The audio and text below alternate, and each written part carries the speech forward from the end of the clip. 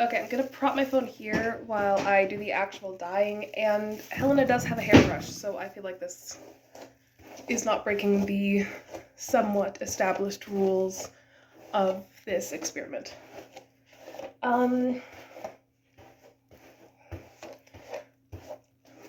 So, since we are presumably all authors here, or at the very least you're gonna sit here and watch me dye my hair for some unknown reason, like what is up with that, you weirdo? Going to tell you about the story that I am working on and trying to, oh my gosh, there's no going back. I really hope I look good as a redhead. Helena could probably be using her brush to mix this in better. Okay, so she's kind of in a rush because Helena is convinced that her parents, who were murdered 2 years before the story started, were killed by some sort of organized crime because they moved around a lot.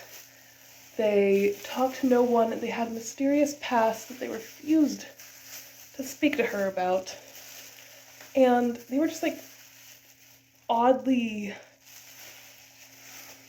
good fighters. Oh my gosh, the fumes. Oh, it's bad. So they get murdered, and the cops don't really investigate. So she spends the next 2 years trying to get the cops to investigate, and they just won't. So she assumes that they are completely incompetent or under the duress of said unspecified organized. It's like pure alcohol in my eyes. Well, anyway, it stings my eyes so much. So she's trying to, I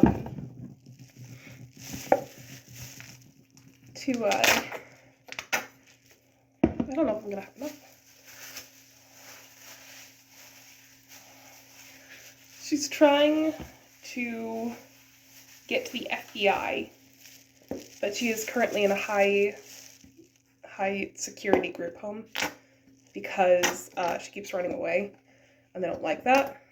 So she has to change her appearance and steal a car. So she's only like 15 or 16. I haven't quite decided which one she is. But she knew how to drive a car from beforehand because her parents were really paranoid and they thought she should know. So she steals a car. Then she's gonna swap the license plate with another license plate off a car. And then she's also gonna steal some hair dye from a cheap place because they would have less security there. And thus would be less likely to catch her in the act of shoplifting. She gets a second license plate and sticks it on the back of the car that she stole and swaps it out, so hopefully no one will notice. And then she goes to some place that's like the in-universe equivalent of the Dollar Tree, and steals some hair dye and a few stickers, put on the back of the car to make it look even more like hers. She feels bad about damaging somebody else's property. Not as bad as she's gonna. Because, spoiler alert, the car does not survive. But I'm sure your insurance will pay for it. I'm gonna need all 3 boxes. Helena's got a comb, after all. Whoop-de-doo. Like, look, she's got a comb. So she can get that in more evenly. Yeah, I'm sure I can come up with a reason that she would have a comb and not a hairbrush. That would make sense in universe that it's not solely because I don't want to have extremely patchy hair color. I'm willing to have bad hair, but there is a limit to that. Where was I? I don't tell stories very linearly. Which is always a struggle because I'm a writer. I'm gonna have to clean my ears.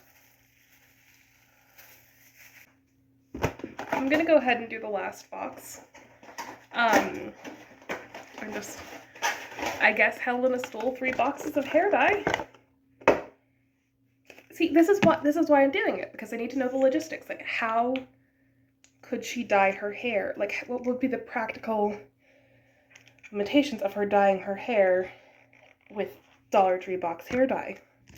And apparently it's that you're going to need at least 3 boxes to do even the amount of hair she has left after she cuts it off with safety scissors. Oh yes, well, her ruse works.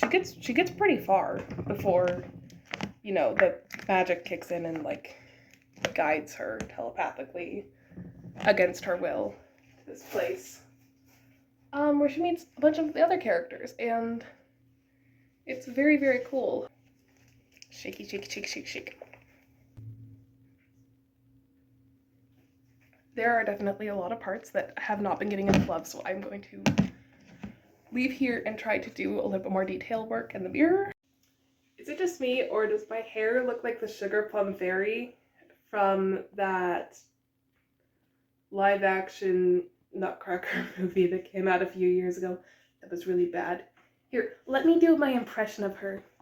Hi, I'm the delicate, sweet femme character who's totally not the villain, even though I talk in this overly exaggerated, innocent voice.